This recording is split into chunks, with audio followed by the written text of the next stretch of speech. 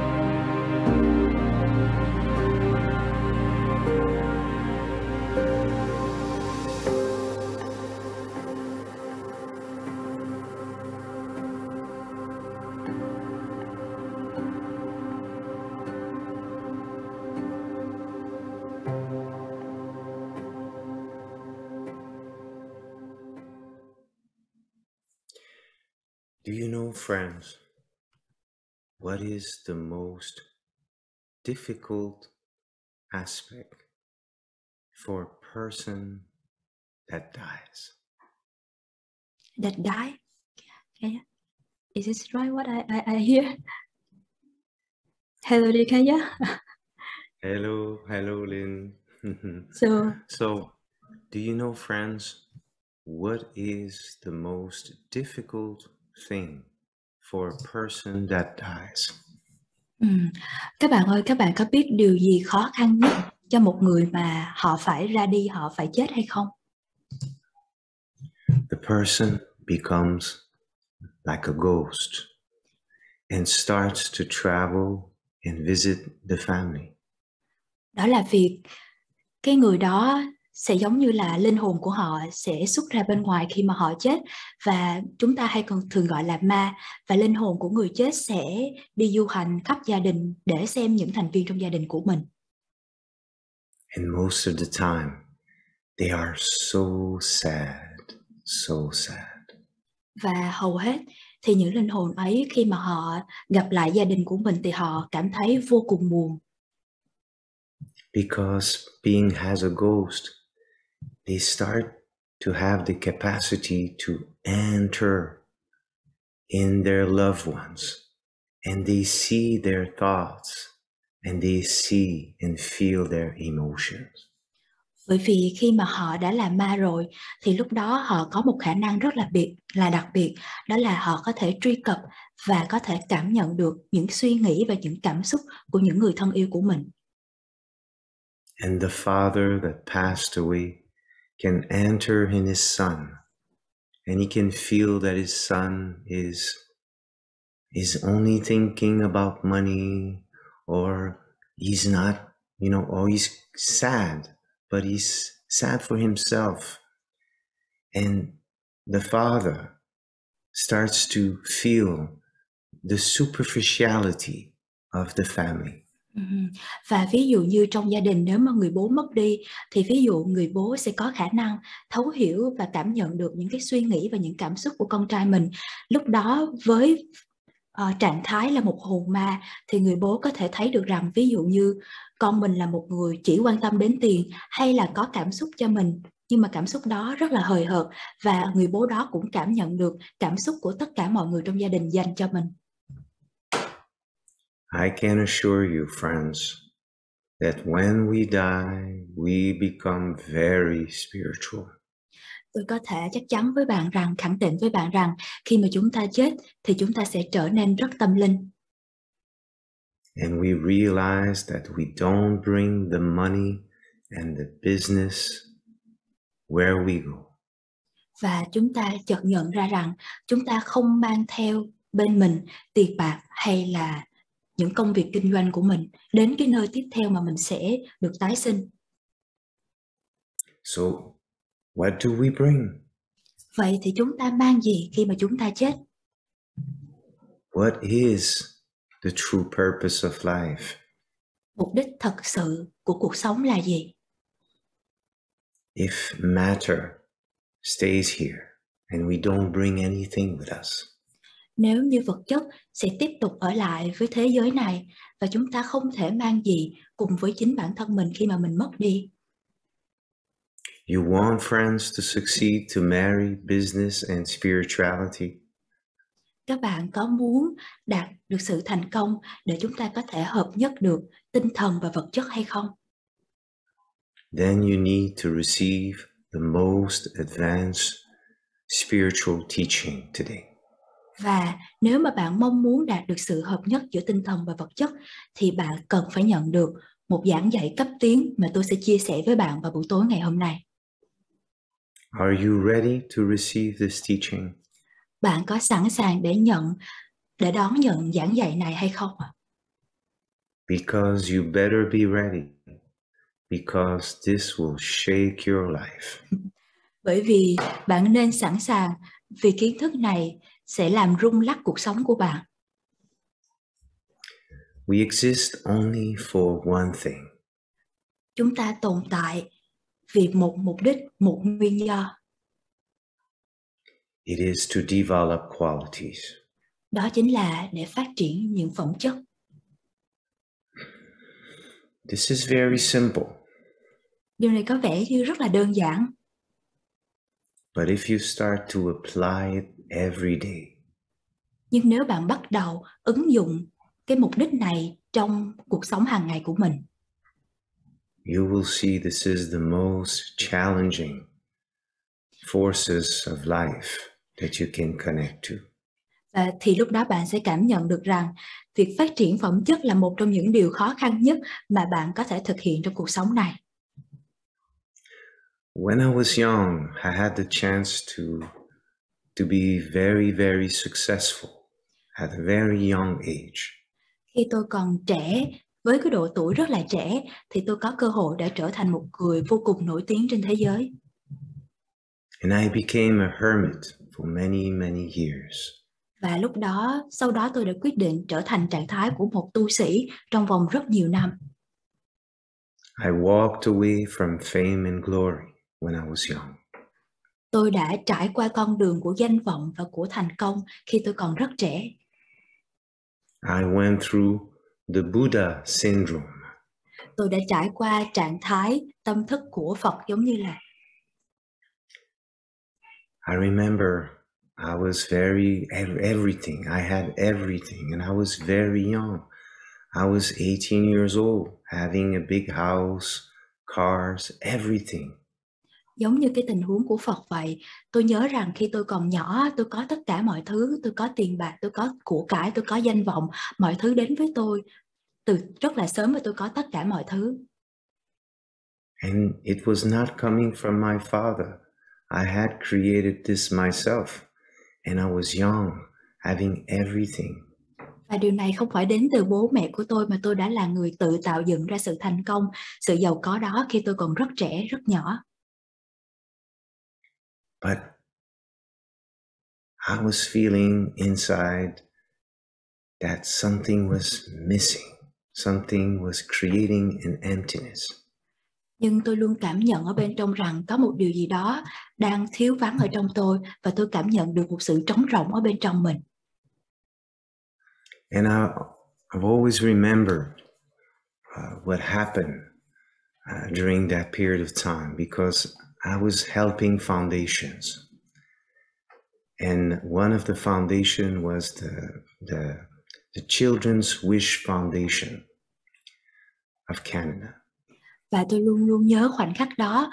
Lúc nhỏ tôi có giúp đỡ một cái tổ chức, và tổ chức đó là Hiệp hội Tổ chức Trẻ Em ở Thụy Sĩ. And for many years I used to help and visit children in terminal phases. Và trong rất là nhiều năm thì tôi đã giúp đỡ và đồng hành với những trẻ em có những chứng bệnh về ung thư. They have given me the most beautiful teachings of life. Các con đã trao đến cho tôi một trong những giảng dạy tuyệt vời nhất của cuộc sống. And I remember that one day I visited a young girl. She was 19 years old and she had leukemia. Leukemia? Sorry, I don't really understand it. She had cancer, blood cancer. Ok, dạ. Và tôi nhớ rằng khoảng thời gian trước tôi có gặp một bé gái, bé khoảng 19 tuổi và bé bị ung thư máu. And we had the most profound conversation that I cannot even describe. Và chúng tôi đã có với nhau một cuộc trò chuyện vô cùng sâu sắc mà thậm chí đến bây giờ tôi cũng không thể nào diễn tả được sự sâu sắc ấy. 2 weeks after she passed away, and she came to visit me in a dream. Và sau cuộc hội thoại giữa tôi và cháu bé khoảng 2 tuần thì cháu qua đời, và cô bé gái đó đến thăm tôi trong giấc mơ của tôi. And it was so real, so powerful. Và điều này vô cùng thật và vô cùng mãnh liệt.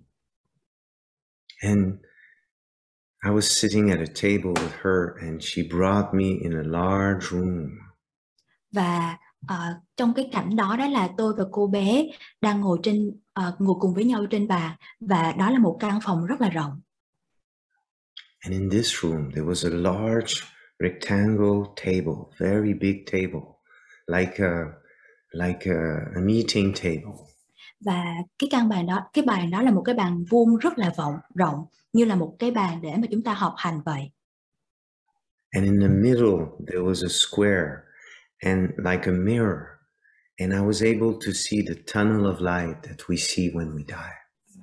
Và ở giữa cái bàn đó có một cái hình vuông giống như là một cái kính, một cái gương vậy, và thông qua cái kính và cái gương đó tôi đã có khả năng để có thể nhìn thấy cái đường hầm của cuộc sống, đường hầm ánh sáng, nơi mà chúng ta sẽ bước qua khi mà chúng ta trong giai đoạn chuyển tiếp giữa cái sống và sự chết. And she said to me, normally we have to die to see this. You would have seen it while you are alive. It was all crystal blues and lights and colors that I've never seen here on earth. Và cô bé nói với tôi rằng thường á, khi mà bạn sống á, bạn không có thấy được cái cảnh này đâu, bởi vì cái cảnh đó rất là tuyệt vời, màu sắc xanh, ánh sáng xanh. Và cô bé nói với tôi rằng thường người chết mới có thể có khả năng để đi qua cái đường hầm này để thấy được khung cảnh này.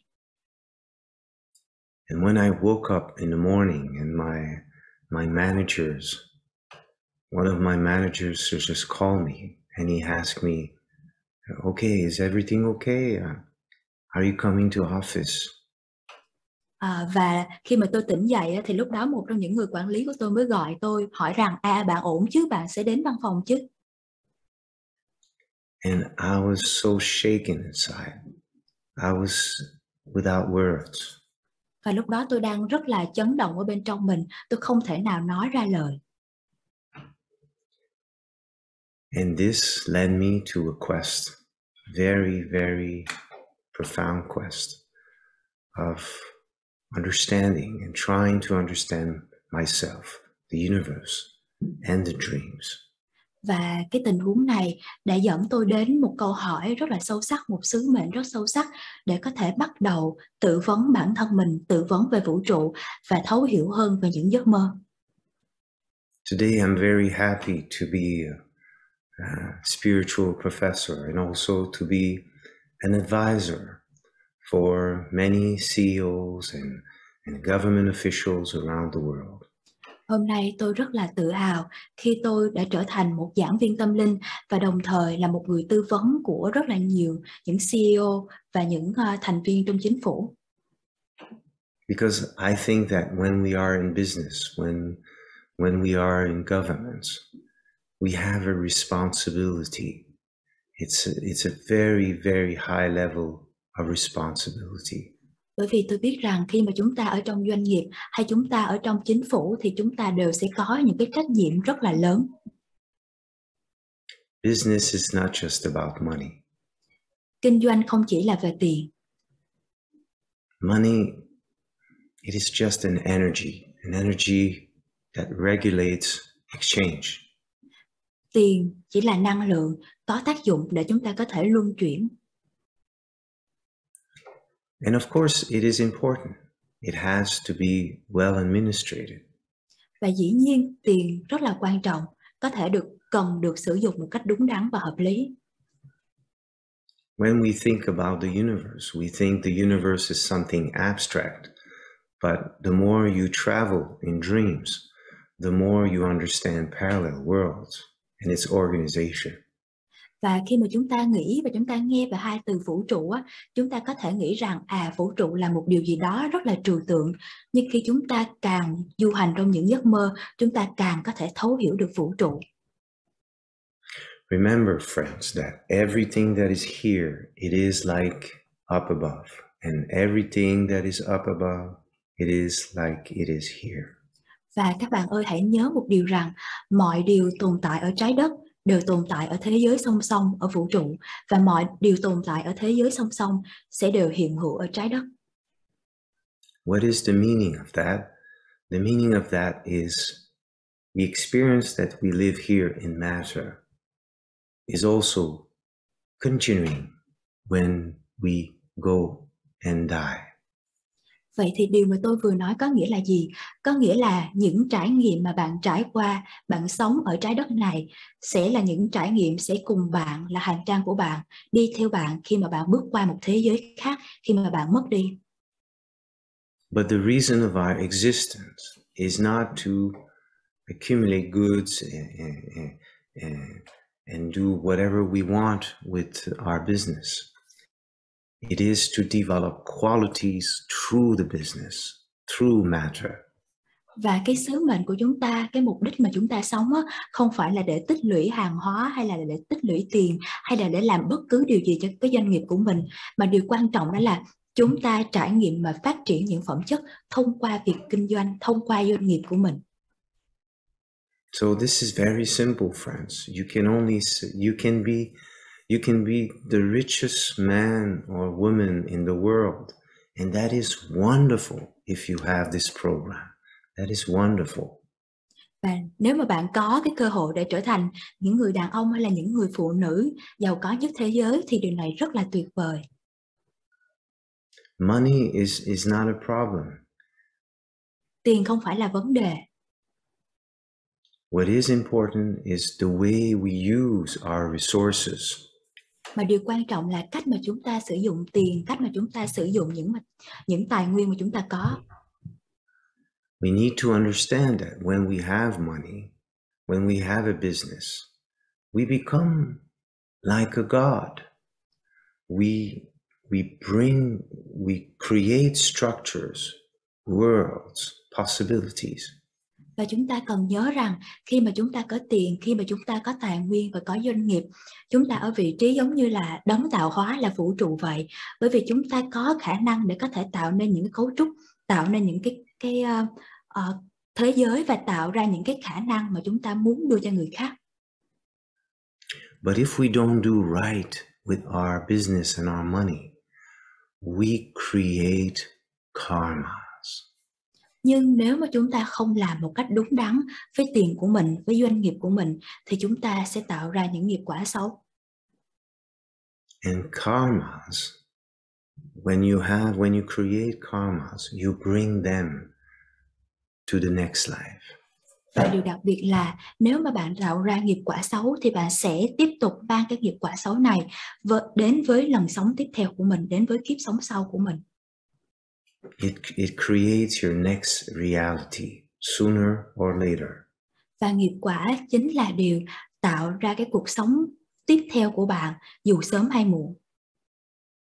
Remember, friends, in business we say we reap what we sow, and it is the same thing for our consciousness.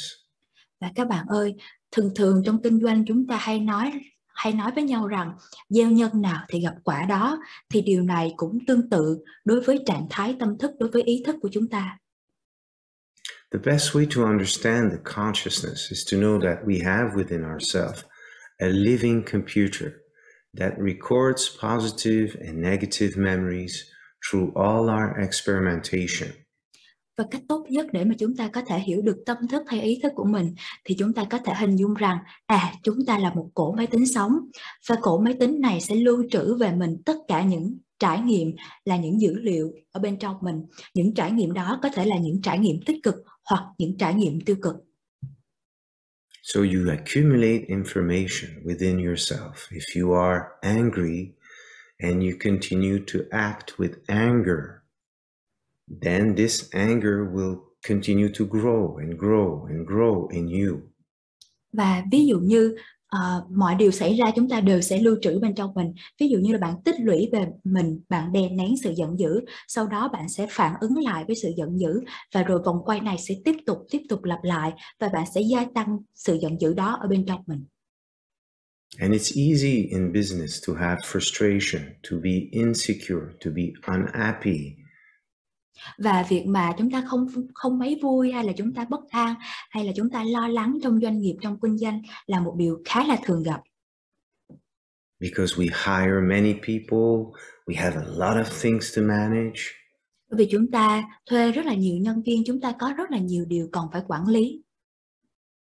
And there are things that we cannot control sometimes. Và đôi lúc có những điều mà chúng ta không thể nào mà hoàn toàn kiểm soát được. Being spiritual is a way of living. It is a way of life. Là người tâm linh là một cách sống. It is to say that I am here to develop quality, so I use my business to become happy and to develop wisdom and to develop justice, the right justice. Và nếu mà bạn là một người tâm linh thì bạn sẽ sống cuộc sống này để mà phát triển phẩm chất. Bạn phát triển phẩm chất thông qua việc kinh doanh, thông qua doanh nghiệp của mình. Bạn phát triển sự hạnh phúc, sự đúng đắn, sự cân bằng, thẩm quyền thông qua việc kinh doanh của mình. The most difficult things in business is not to say yes, it is often to say no. Một trong những điều khó khăn nhất trong doanh nghiệp không phải là việc nói có, mà lại là việc nói không. And sometimes yes also, because we need to sign a check. Và đôi lúc thì cũng khó. Cái điều mà việc nói có cũng hơi khó đó, bởi vì có thể là chúng ta cần phải ký giấy chuyển tiền. It's so extraordinary to understand that everything we do creates also energies, creates emotions, creates thoughts. And your business becomes like your universe. Và rất là thú vị và tuyệt vời khi mà chúng ta có thể cảm nhận và hiểu được rằng mọi thứ mà bạn làm trong doanh nghiệp sẽ tạo ra những nguồn năng lượng, sẽ tạo ra những luồng suy nghĩ, những luồng cảm xúc. Và giống như là bạn đang tạo dựng chính cái vũ trụ thông qua cái việc kinh doanh, thông qua doanh nghiệp của mình. And a business cannot be perfect. And a universe also. Và một doanh nghiệp không thể nào mà perfect. A universe cannot be perfect, but it is perfect in imperfection. Và doanh nghiệp thì không thể nào mà hoàn toàn là hoàn hảo được. Và vũ trụ cũng vậy, vũ trụ cũng không hoàn hảo. Nhưng mà vũ trụ không hoàn hảo trong cái sự hoàn hảo của nó.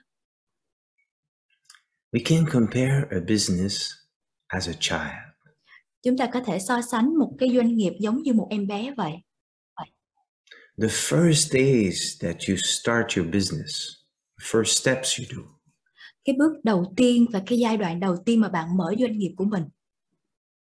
It is always challenging, also difficult, because it's not stable. Sẽ luôn luôn rất là khó khăn, luôn luôn rất là nhiều thử thách, bởi vì lúc đó doanh nghiệp của bạn chưa vững vàng đủ. When you have a child, and you raise a child, you need to say yes and no. Oh, be careful. No, don't do this. Oh, yes, my love. And it's constantly, it takes your attention. Và giống như là việc bạn nuôi một đứa bé vậy, khi mà bạn nuôi một em bé, bạn luôn luôn phải nói với con rằng cái này con có thể làm không, cái này con không thể làm.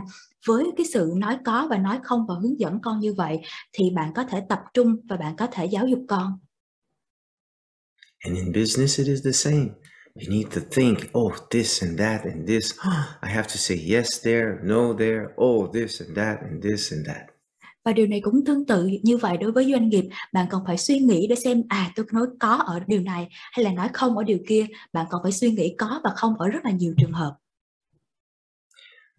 But when we are spiritual, we need to understand that we are not alone.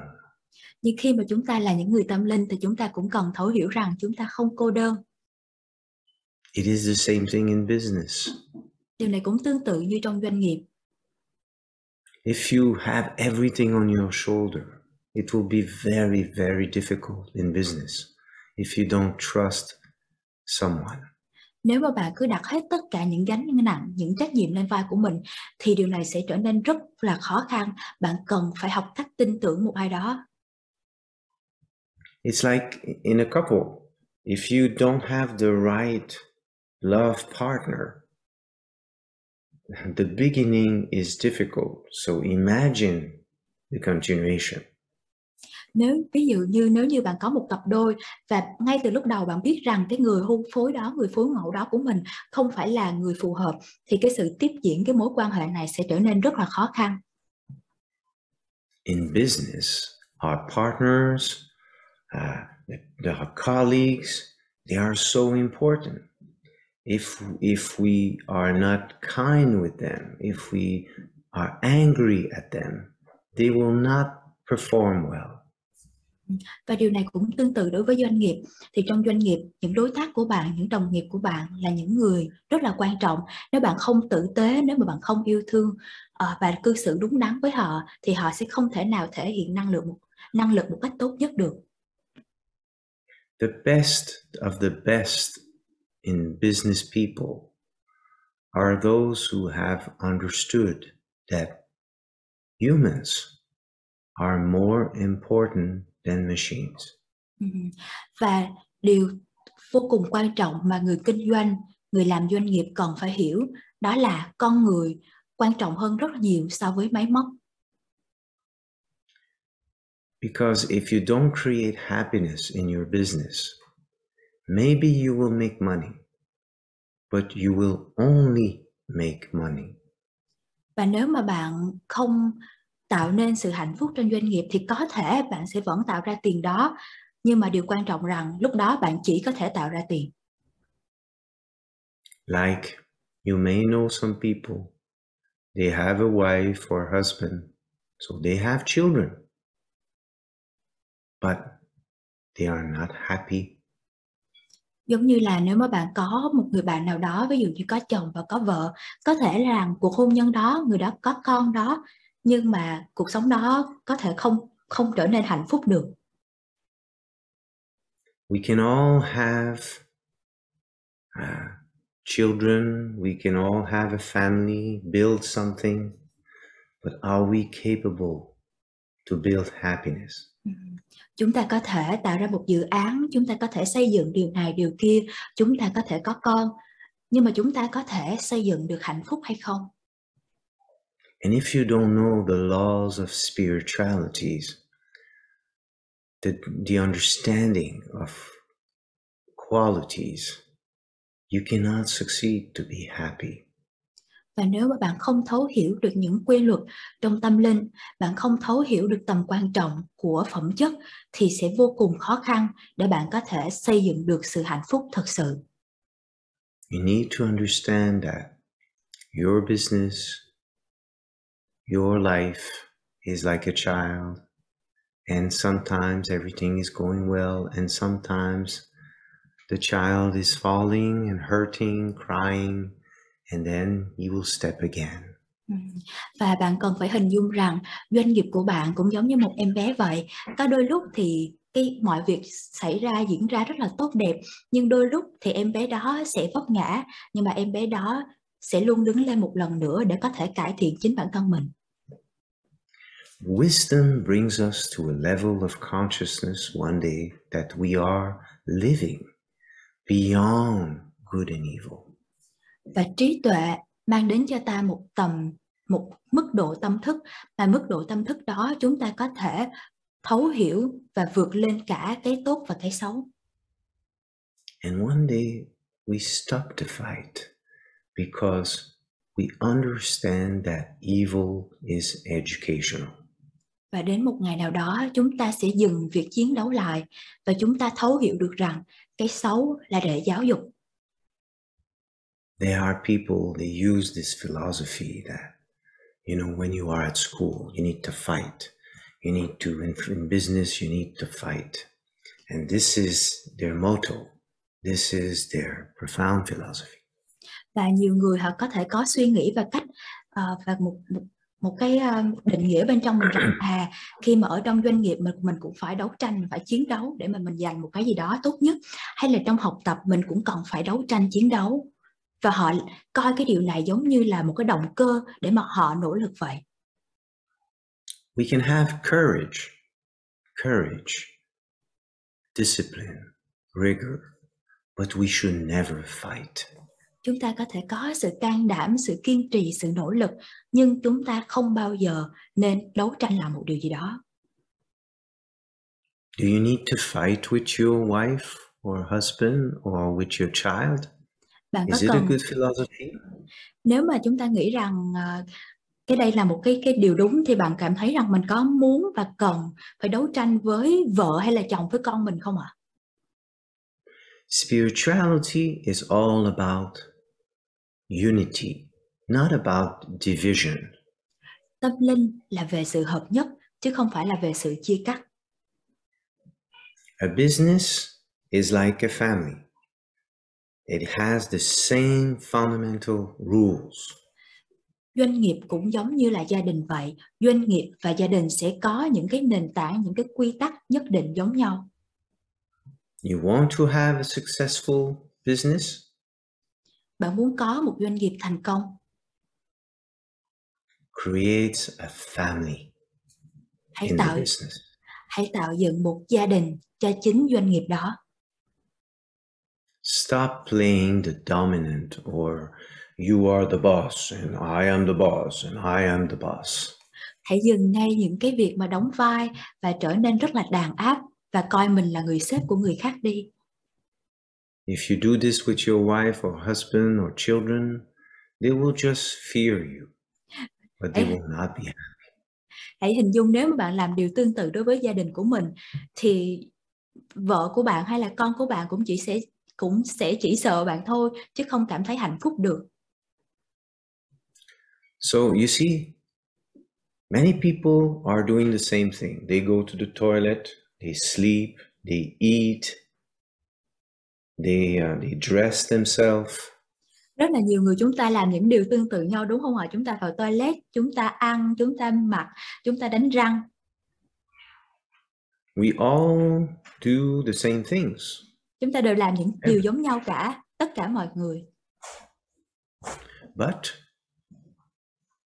we do the same things, but at the same time, we do them physically, but we don't do them the same way inside. Ở về mặt vật lý, có vẻ là chúng ta đều làm những điều giống nhau, nhưng mà chúng ta sẽ không làm những điều đó tương tự nhau ở chính bên trong mình. When we are spiritual, we are good people inside. Khi chúng ta là người tâm linh, chúng ta là những người tốt ở bên trong mình. So in life, did you know that your intention has an impact on matter? Và trong cuộc sống, bạn có biết rằng ý định của bạn có thể tác động và thay đổi vật chất hay không?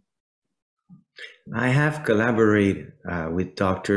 Masaru Emoto from Japan, and also shared his work in one of my book. And This is amazing. This work is about studying water. Và tôi đã có sự hợp tác kết nối giữa Dr. Masaru Emoto và cái nghiên cứu của bác sĩ này cũng xuất hiện trong một trong những cuốn sách của tôi, và nghiên cứu này là nghiên cứu về nước. He has studied crystals of waters through photography. Và người bác sĩ đã nghiên cứu cái sự kết tinh của nước thông qua những hình ảnh này. He has put some words, some intentions with water, and suddenly the crystals were different from one appellation to another. Và người bác sĩ đã thực hiện một cái thử nghiệm, đó là ông đã đặt những cái ý định khác nhau, những cái từ ngữ khác nhau cho những cái phần nước khác nhau, cho những phần nước giống nhau, và khi mà chụp cận lại thì cái sự kết tinh tạo ra những kết quả khác nhau. So imagine if we can do this with water. The power of our thoughts, of our emotions, of our intentions in everything. Vậy thì bạn thấy không, nếu mà chúng ta có thể làm điều này đối với nước, thì nếu mà chúng ta có thể làm điều này cũng sẽ tương tự đối với cảm xúc, đối với suy nghĩ và đối với năng lượng của mình. Everything is metaphysical before being physical. It means that your business are the crystallization of your intention, your qualities, but also the distortions. Mọi thứ đều tồn tại ở cấp độ siêu hình trước khi được hiển lộ ở cấp độ vật lý.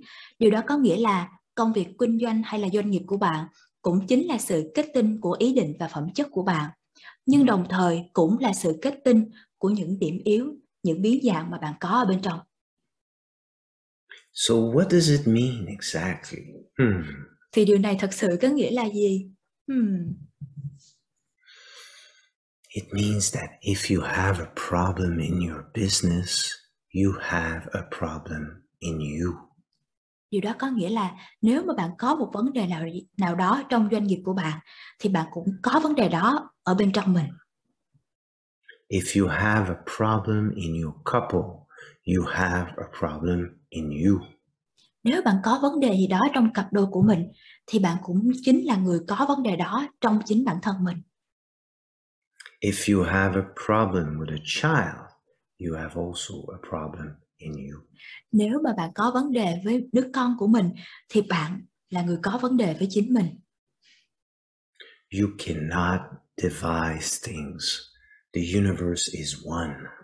Bạn không thể nào mà chia rẽ mọi thứ được, bởi vì vũ trụ là một. Of course, you need to see this in terms of percentage. Dĩ nhiên bạn cần nhìn điều này ở một tỷ lệ phần trăm nào đó. And this is what we call the law of resonance or the law of attraction. Và điều này là điều mà chúng ta gọi là luật cộng hưởng. So, if your father was or has too much authority, and you are disturbed by this, you have a percentage of the bad authority in you, but not enough to be like your father, but enough to be disturbed. Ví dụ như nếu mà bạn cảm thấy khó chịu với cái thẩm quyền không đúng đắn của bố mình, thì điều đó có nghĩa là bạn có một phần trăm nào đó thẩm quyền không đúng đắn như bố ở bên trong mình. Cái phần trăm này không đủ để bạn cư xử như bố một cách không đúng đắn trong thẩm quyền, nhưng mà cái phần trăm này đủ để hiện hữu và đủ để làm cho bạn cảm thấy khó chịu khi thấy bố của mình như vậy. So, you will attract things in according of your program, in according of your memories. Và bạn sẽ thu hút về mình những gì tương đồng với ký ức của mình và những gì đã có ở trong chương trình sống của bạn. But we need also to be careful about the law of attraction. Nhưng mà chúng ta cũng cần rất là cẩn trọng khi nghe và áp dụng luật hấp dẫn. Some of you may have read books about Anthony Robbins or those who are over positive. Có thể là trong số các bạn có bạn đã học hay là tham dự hay là đọc những cái sách của Anthony Robbins, hay là những người tự tin một cách quá mức. Think positive, think positive, think positive. I want this, I want that, I want this. The universe will give me this. I want it. Phải nghĩ tích cực, phải nghĩ tích cực, phải nghĩ tích cực. Tôi muốn điều này, vũ trụ cần phải cho tôi điều này, tôi muốn điều này. But if you're not polite with the universe, you're gonna have a kick in the Và nếu mà bạn không có lịch sự với vũ trụ thì vũ trụ có thể đá bạn ra ngoài. There are people sometimes they think that just being positive is enough. Có nhiều người họ nghĩ rằng chỉ cần làm cho mình cảm thấy tích cực là đủ rồi. And in America, in the United States, there are great, beautiful qualities. But the wrong side of America is over positivity. Và đối với nước Mỹ có những phẩm chất rất là tốt đẹp, rất là tự tin. Nhưng mà khía cạnh tiêu cực của nước Mỹ là đôi khi họ tự tin một cách thái quá. And this creates a state of consciousness, of a complex of superiority, of combat. Và điều này tạo ra một trạng thái tâm thức là phức cảm tự tôn, một trạng thái tâm thức của việc đấu tranh. And we develop too much emissivity, not enough receptivity. Và chúng ta phát triển quá nhiều cái khả năng bộc lộ, thể hiện phát xạ của mình mà không xây dựng đủ cái khả năng tiếp nhận. So let's watch this together now. Và chúng ta hãy cùng nhau xem một video này nhé. Now, if this is your first time to hear this, it may feel like, oh, I have to now monitor my thoughts. This is going to be a lot of work. It will seem like that at first, but that's where the fun begins. We do not encourage that you try to monitor your thoughts. That will sort of make you crazy. There are so many thoughts coming to you from so many different directions about so many different subjects. That's where your emotional guidance system comes in. Your emotions, your emotional guidance system is what helps you to understand what you're thinking. So your thoughts cause your feelings. The emotions are this incredible gift that we have to let us know what we're attracting. There are only two emotions from our perspective.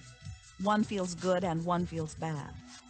You call them all sorts of different things, but essentially, all of those negative emotions, whether you call it guilt or anger or frustration, all feel much the same.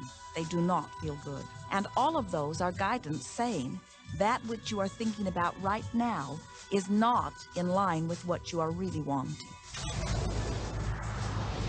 On another level, it's called bad frequency or bad vibes or whatever you want to call it. The one that feels good, that feeling of hope or happiness or love, that good feeling, that positive emotion, is guidance saying that which you are thinking right now is in alignment with what you are wanting. So it's really so simple. It's right there. The answer is, what am I attracting right now? How do you feel? I feel good. Well, good. Keep doing that. Our feelings are a feedback mechanism to us about whether we're on track or not, whether we're on course or off course. The better you feel, the more in alignment you are. The worse you feel, the more out of alignment you are. What you are doing as you are moving through the variety of your day-to-day experience is you are offering thoughts that are literally formulating your future experience. And you can tell by the way you feel if the things that you're moving toward will please you when you get there.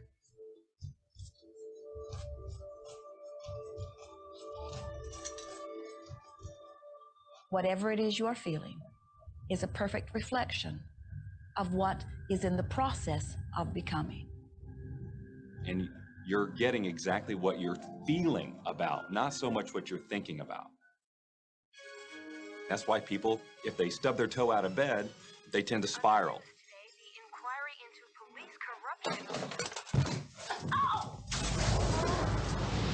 The whole day goes like that, you know. They have no clue that a simple shifting of their emotions can change their entire day and life. If you start out having a good day and you're in that particular happy feeling, as long as you don't allow something to change your mood, you're going to continue to attract, by the law of attraction, more situations, circumstances, people that sustain that happy feeling. Good days, bad days, rich get richer, poor get poorer. It's all about what these people are predominantly and continually feeling. You can begin right now to feel healthy. You can begin to feel prosperous. You can begin to feel the love that's surrounding you, even if it's not there.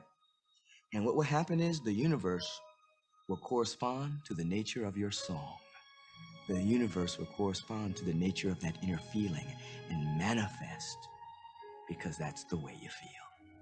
So basically what you focus on with thought and feeling is what you attract into your experience, whether or not it's something you want. What you think and what you feel and what manifests is always a match, every single time, no exception. It's hard to swallow, but when we can begin to open ourselves up to that, ramifications are awesome. It means that whatever thought has done in your life, it can be undone through a shift in your awareness.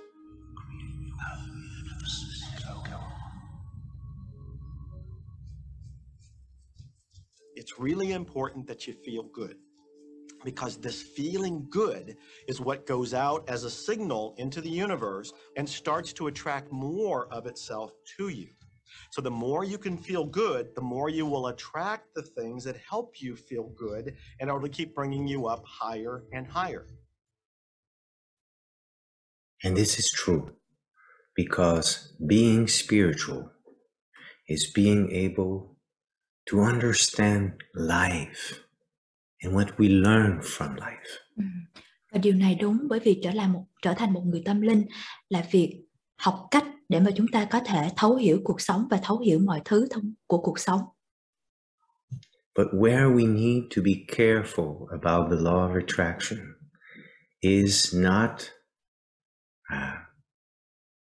stopping to understand what is not going well.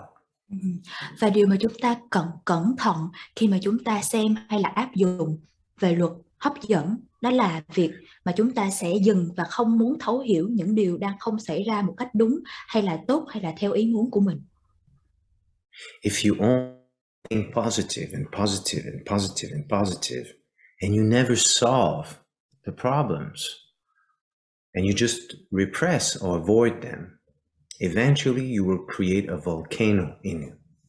Và nếu mà bạn chỉ tập trung vào điều tích cực, bạn cứ muốn suy nghĩ tích cực và bạn đè nén những điều tiêu cực bên trong mình, thì dù sớm hay muộn, những điều tiêu cực này sẽ trỗi dậy giống như là một ngọn núi lửa phun trào vậy. The only way to become positive, it is to study negative to make it positive, not to avoid it or to repress it. Và cách tốt nhất và đúng đắn nhất để mà chúng ta có thể chuyển hóa được điều tiêu cực, đó là chúng ta cần phải đối diện và làm việc với những ký ức tiêu cực đó để chuyển hóa những ký ức đó thành những ký ức tích cực. So the law of resonance is teaching that to us. It explains that. It's even more advanced than the law of attraction, because the law of resonance is a law in physics that explains that two things that are alike will create a frequency connection. Luật cộng hưởng là một luật có thể gọi là cấp tiến hơn luật hấp dẫn, bởi vì luật cộng hưởng là một quy luật ở vật lý giải thích cho chúng ta rằng hai vật thể tương đồng với nhau thì sẽ có cùng sự rung động với nhau.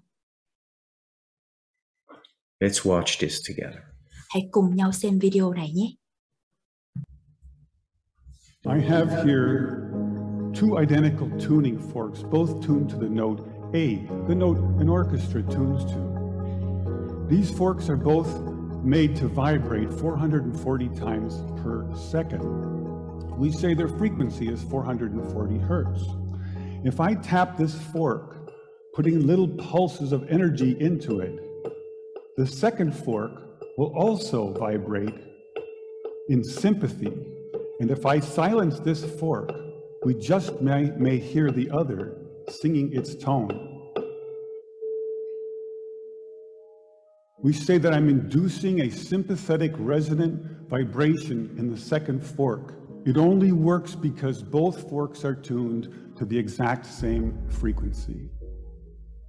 Now, many of us have seen this very charming young man on the internet who shatters crystal glasses with his powerful voice. But if you watch him carefully, you'll see that first he taps the glass with his finger and listens. The glass sings its natural resonant pitch. Then he takes a deep breath and sings a loud, long note. He induces a resonant vibration in the crystal glass. The vibration grows larger and larger and larger until the glass is shattered. On the other end of the scale, we have a giant bridge made out of concrete and steel, a suspension bridge, the Tacoma Narrows Bridge. Cars and trucks and buses are going over it every day. And unfortunately, where they built this bridge, there was a steady wind blowing across it. And one day this wind induces a small vibration in the bridge, hardly noticeable. But the frequency of the vibration matches the resonant frequency of some part of the bridge. And the vibration gets larger and larger and larger until the bridge collapses into the river below. A destructive resonant frequency. So on one end of the scale, we have a giant concrete and steel bridge destroyed by resonance. And on the other, we have a small crystal glass shattered. So maybe we could shatter something even smaller, something really small, something you would need a microscope to see. Maybe we could shatter a living microorganism. So maybe we could change a biological living liquid crystal with a special electronic signal.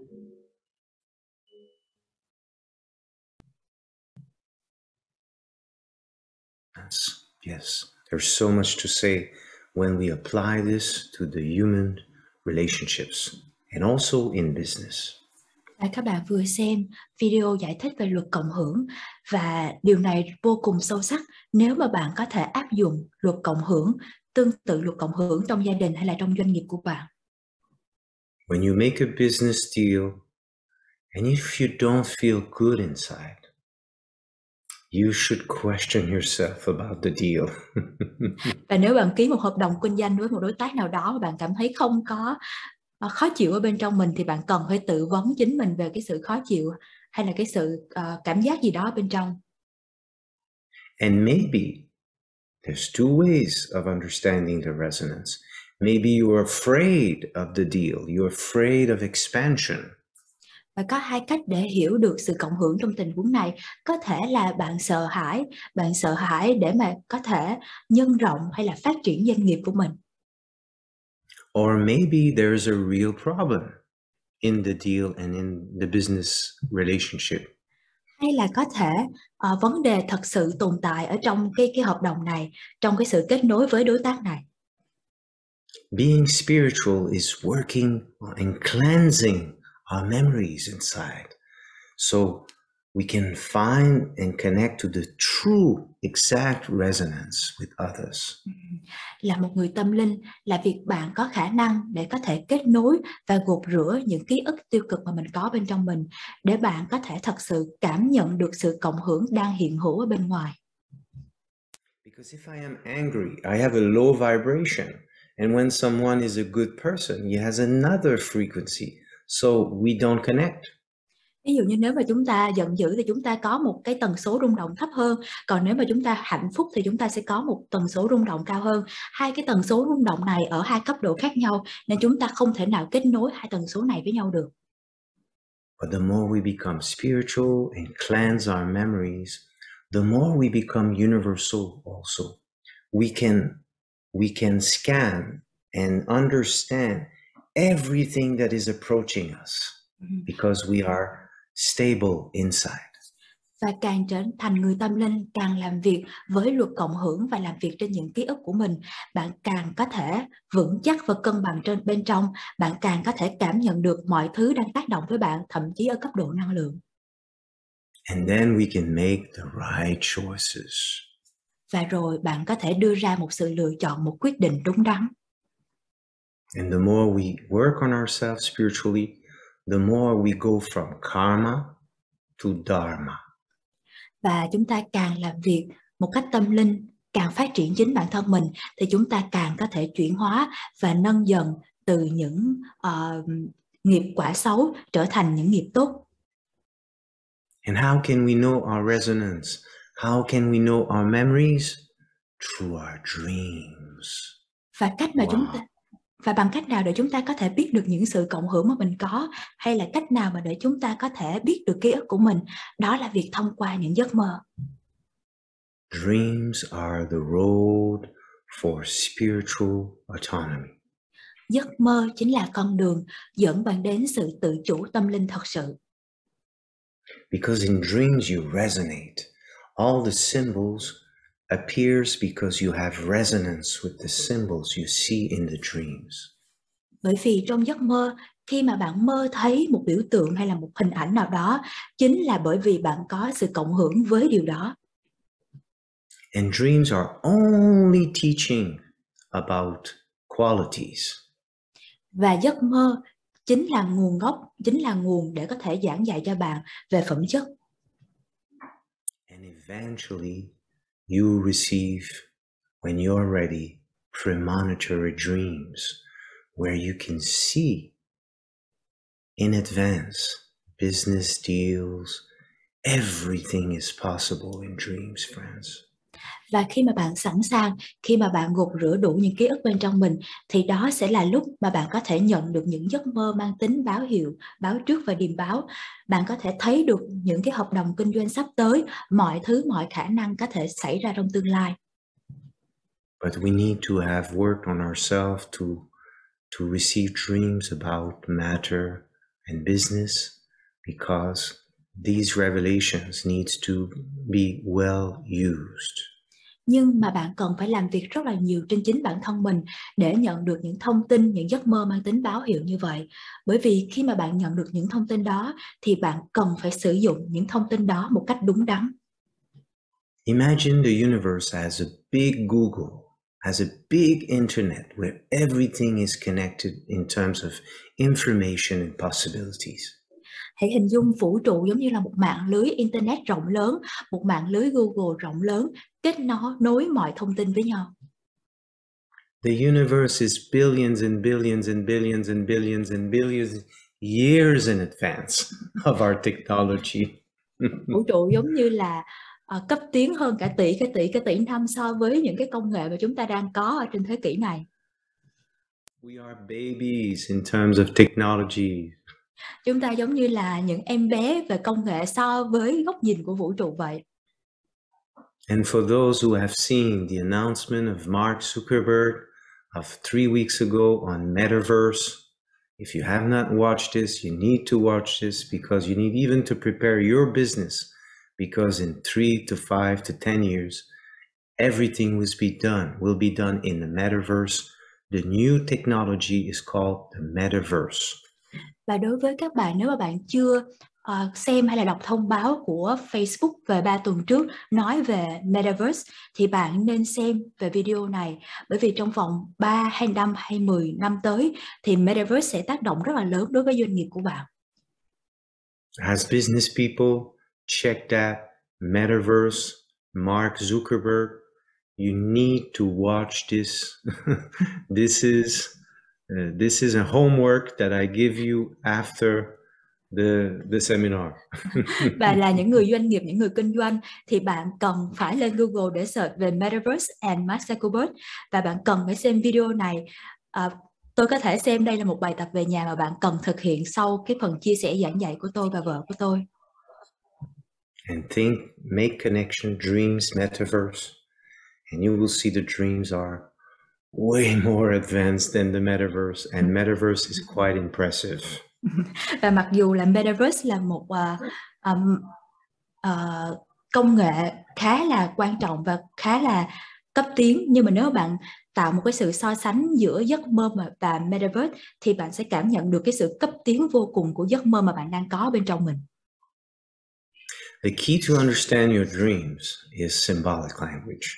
And our center, we have the most advanced research, 25 years of research on symbolic language. We have the most advanced research in the world. Và chìa khóa để mà chúng ta có thể thấu hiểu được giấc mơ đó chính là ngôn ngữ biểu tượng. Và UCM là trung tâm giáo dục và giảng dạy cấp tiến nhất trên thế giới, đã tồn tại 25 năm nghiên cứu về ngôn ngữ biểu tượng và giải mã giấc mơ. And we have now many books that are international bestsellers, and some of them are in Vietnamese with our foundation UCM Vietnam. Và chúng tôi có rất là nhiều những cái đầu sách trở thành bestseller, là bán chạy nhất trên thế giới. Và một trong những đầu sách đó đã có bằng tiếng Việt, đó là cuốn Đôi lứa thiêng liêng như mọi người có thể thấy trên màn hình.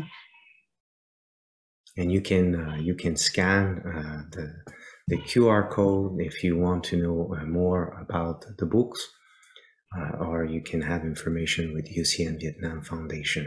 Và nếu mà bạn muốn thì bạn có thể scan trên cái QR code trên màn hình để biết đọc thêm nhiều thông tin về những cuốn sách, hoặc là liên hệ với UCM Việt Nam trên Facebook. So we have also a clinic, so if you have any dreams interpretation requests, if you have also any you wish for life coaching, business coaching, we have many certified therapists that are at your disposal. Và như bạn có thể thấy trên màn hình thì UCM cũng mang đến cho các bạn rất là nhiều những sự hỗ trợ nếu mà bạn cần những tham vấn giấc mơ, hoặc là cần life coaching là những cái sự hướng dẫn trong cuộc sống, thì bạn có thể liên lạc với UCM nếu mà bạn cần đón nhận sự trợ giúp đó. We have also our e-school in Vietnamese. The entire program are available in Vietnamese at eschool.ucm.vn. Và nếu mà bạn muốn thấu hiểu hơn về giấc mơ hay là ngôn ngữ biểu tượng thì eSchool là nền tảng được Việt hóa, giảng dạy qua tiếng Việt để có thể cung cấp, mang đến cho bạn nhiều kiến thức hơn. And one of the most advanced program that we offer with our foundation, with our non-profit organization, is called the DSSI Training, Dream Sign Symbol Interpretation Training. Là một trong những chương trình đào tạo cấp tiến nhất mà UCM mang đến cho tất cả các bạn, đó là chương trình DSSI, là giải mã giấc mơ, dấu hiệu và ngôn ngữ biểu tượng. So registration in Vietnam are open until December 31st. Và chương trình này là chương trình được mở ra mỗi năm, tức là một năm chỉ mở đơn đăng ký một lần, và năm 2022 cho kỳ học năm 2022 sẽ được đóng đơn vào giữa tháng 12 năm 2021. And you can have information at ucm.vn. Và bạn có thể tìm thêm thông tin trên ucm.vn nếu bạn muốn. So I would like to thank Tuấn for his beautiful invitation and for opening this possibility to meet with all of you today. Và tôi muốn gửi lời cảm ơn đến anh Tạ Minh Tuấn đã gửi lời mời đến UCM để tôi có thể chia sẻ những kiến thức tuyệt vời trong buổi tối ngày hôm nay đến tất cả các bạn. Thank you also to Linh, our UCM manager in Vietnam that is doing a beautiful translation for you today. Và cảm ơn Linh, thì hiện giờ Linh là quản lý vận hành của UCM tại Việt Nam. So I would like now to introduce to you to Professor Christian Müller, my wife. We have been teaching all over the world for so many years. Và bây giờ tôi muốn mời bạn gặp người vợ thân yêu của tôi, đó là cô Christian Müller, và tôi và vợ của mình đã chia sẻ, lan tỏa giảng dạy này trong rất nhiều năm trên khắp nơi trên thế giới. And she will share with you about a very interesting subject about luck. Và cô Christian sẽ chia sẻ đến tất cả các bạn một chủ đề vô cùng thú vị, đó là về sự may mắn. Is luck really exist? Liệu may mắn có thật sự tồn tại hay không? Thank you, friends. Cảm ơn tất cả các bạn.